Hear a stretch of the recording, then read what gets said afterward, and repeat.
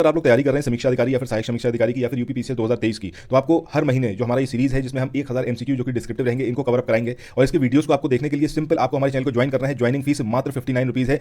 59 rupees में आप हमारे चैनल को ज्वाइन कर सकते हैं और इन वीडियोस को देख सकते हैं, ठीक है। और ये आपका रहेगा डिस्क्रिप्टिव। इसके अलावा अगर आप चाहते हैं इसका पीडीएफ परचेस करना, तो सिंपली आप इस नंबर पर जो आपकी स्क्रीन पर शो हो रहा है इस नंबर पर आप कॉल कर सकते हैं, टेलीग्राम कर सकते हैं और इस 1000 एमसीक्यू जो कि डिस्क्रिप्टिव है हर महीने इसका पीडीएफ आप परचेस कर सकते हैं, ठीक है। और अगर आप देखना चाहते हैं किस तरीके का ये पीडीएफ है, तो अपनी स्क्रीन पर इस समय जो क्वेश्चन देख रहे हैं इसी तरीके के आपको क्वेश्चन मिलेंगे। पूरा ये ऐसा समझाया हुआ रहेगा इसमें कि इसके अलावा आपको कुछ और पढ़ने की जरूरत ही नहीं रहेगी। एनसीईआरटी से लेकर स्टैंडर्ड बुक्स तक सारी बुक्स कवर अप कराएंगे। इकोनॉमिक्स से लेकर और साइंस तक सब कुछ कवर होगा। करंट अफेयर भी इसके अंदर इंक्लूडेड रहेगा। सबसे बड़ी चीज ये है कि यहाँ पर जो हम पूरा ये एमसीक्यू प्रिपेयर कर रहे हैं इसमें आपको जो करंट अफेयर है ये बेस रहेगा और इससे एसोसिएटेड जो स्टैटिक फैक्ट हैं जो अलग अलग सब्जेक्ट के हैं इन सबको इंक्लूड किया जा रहा है। सो अगर आप चाहते हैं इसको परचेस करना तो 9027281376 पर आप तुरंत कॉल करें या फिर टेलीग्राम करके अपना ये जो पीडीएफ है इसको बुक करा सकते हैं।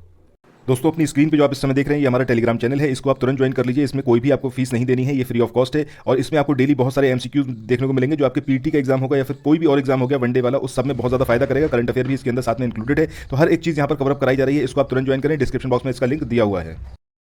हेलो फ्रेंड्स, स्वागत है आपका हमारे चैनल करियर मित्रा पर।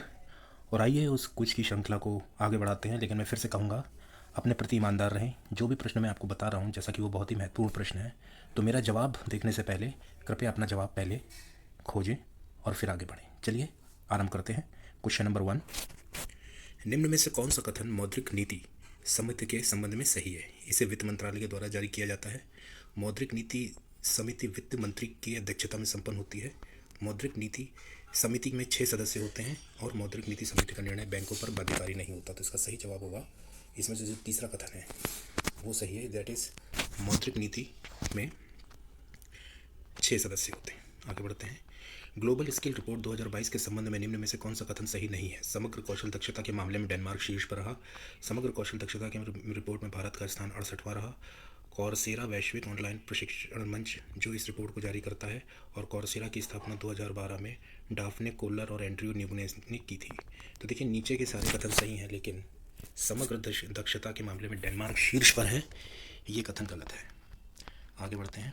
इंपॉर्टेंट क्वेश्चन है, खेलो इंडिया यूथ गेम्स 2021 का उद्घाटन निम्न में से किसने किया? मनोहर लाल खट्टर, राजनाथ सिंह, अमित शाह या स्मृति ईरानी? तो इसका सही जवाब होगा अमित शाह। आगे बढ़ते हैं। फोर्ब्स के अनुसार निम्न में से कौन विश्व का सबसे ज़्यादा कमाने वाला खिलाड़ी बन गया है? रॉजर फेडरर, लियोनेल मेसी और LeBron James and Cristiano Ronaldo? तो इसका सही जवाब होगा लियोनेल मेसी। आगे बढ़ते हैं। यह भी एक इंपॉर्टेंट क्वेश्चन है कि राजनीतिक दलों एवं उनके गठन वर्ष से संबंधित निम्न में से कौन सा जोड़ा सम्मिलित है? बहुजन समाज पार्टी 1986, आम आदमी पार्टी 2013, राष्ट्रीय जनता दल 1997, तेलुगु देशम पार्टी 1980। तो इसका सही जवाब है राष्ट्रीय जनता दल 1997। और बाकी पार्टियों के बारे में भी आप हमें उनके गठन वर्ष के बारे में कमेंट बॉक्स में लिख के बताएं। आगे बढ़ते हैं। निम्न में से किस दिन अंतर्राष्ट्रीय थैलेसीमिया दिवस मनाया जाता है? ये भी इंपॉर्टेंट क्वेश्चन है। आपके ऑप्शंस हैं 8 मई, 7 मई, 6 सितंबर और 5 फरवरी। इसका सही जवाब होगा 8 मई। आगे बढ़ते हैं। राष्ट्रकूट राजवंश के संबंध में निम्न में से कौन सा कथन गलत है?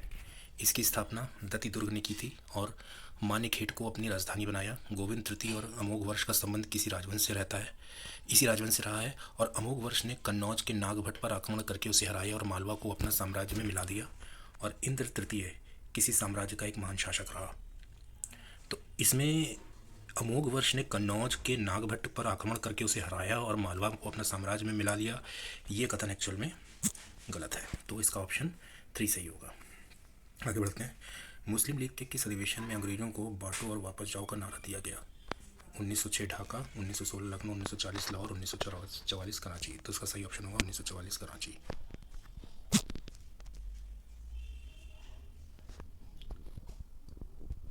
आगे बढ़ते हैं। Pirpur report, Sharif report, Fazlul Haq report को सही क्रम में व्यवस्थित करें। पहले sheriff report, Fazlul Haq report, Pirpur report आई, फिर Fazlul Haq report, Pirpur report, Sharif report आई, या फिर Pirpur report, Sharif report, Fazlul Haq report? ये क्रम सही है, या फिर शेरीफ रिपोर्ट, पीरपुर रिपोर्ट और फजलुल हक? तो इसमें जो सही क्रम है वो है, कीजिएगा,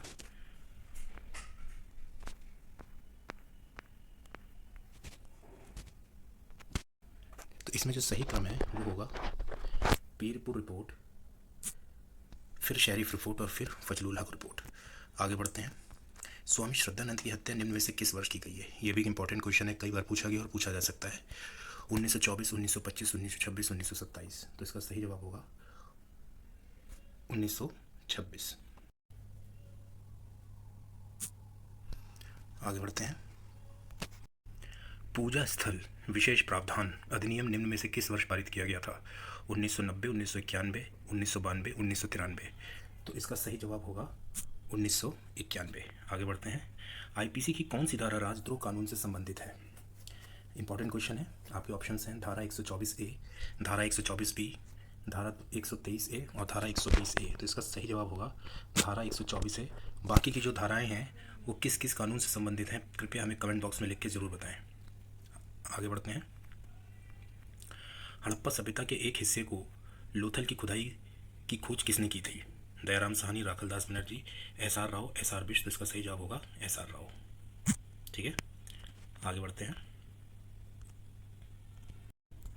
सिंधु सभ्यता में घोड़े की अस्थियों का अवशेष कहाँ मिला? बनवाली, चनहूदड़ो, सुतका, गेंडोर या सुरकोटदा। तो इसका सही जवाब है सुरकोटदा, ऑप्शन 4। ठीक है, आगे बढ़ते हैं। निम्न में से कौन सा सिंधु घाटी की सभ्यता से संबंधित स्थल नहीं है? कालीबंगन, रोपड़, पाटलिपुत्र, लोथल। तो बहुत आसान क्वेश्चन है, हालांकि इंपॉर्टेंट है। इसका सही जवाब होगा पाटलिपुत्र। आगे बढ़ते हैं। अशोक के आक्रमण के दौरान कलिंग की राजधानी कौन सी थी? ये भी बहुत इंपॉर्टेंट क्वेश्चन है। ऑप्शंस हैं तक्षशिला, पाटलिपुत्र, उज्जैन, तोशली। तो इसका सही जवाब होगा तोशली। आगे बढ़ते हैं। देवनाम प्रिय नाम किसने दिया था? हर्ष, अशोक, कनिष्क, चंद्रगुप्त मौर्य। तो इसका सही जवाब होगा अशोक। ये भी इंपॉर्टेंट क्वेश्चन है। निम्नलिखित में से कौन दिल्ली सल्तनत के इतिहास का लेखक नहीं था? अब्बास खान शेखानी, अमीर खुसरो, जियाउद्दीन बर्नी या मिन्हज उल सिराज। तो इसका सही जवाब है अब्बास खान शेखानी। आगे बढ़ते हैं।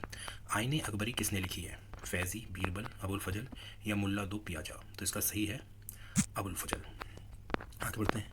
दिल्ली में कुतुब मीनार दुनिया का सबसे ऊंचा ईंट का बना मीनार है। इसमें से कौन सा राजा ने इसके निर्माण में योगदान नहीं दिया? फिरोज शाह तुगलक, कुतुबुद्दीन ऐबक, अलाउद्दीन खिलजी या इल्तुतमिश। तो इसकी सही जवाब है, देखिए, फिरोज शाह तुगलक, कुतुबुद्दीन ऐबक और इल्तुतमिश ने तो योगदान दिया था, लेकिन अलाउद्दीन खिलजी ने इसमें कोई योगदान नहीं दिया था।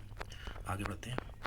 महात्मा गांधी ने किस अमेरिकी जीवनी लेखक ने लिखा था कि असहयोग भारत और गांधी जी के जीवन में एक युग का नाम बन गया है? Joseph Lelyveld, Joseph Dark, Louis Fischer, Eric फॉनर।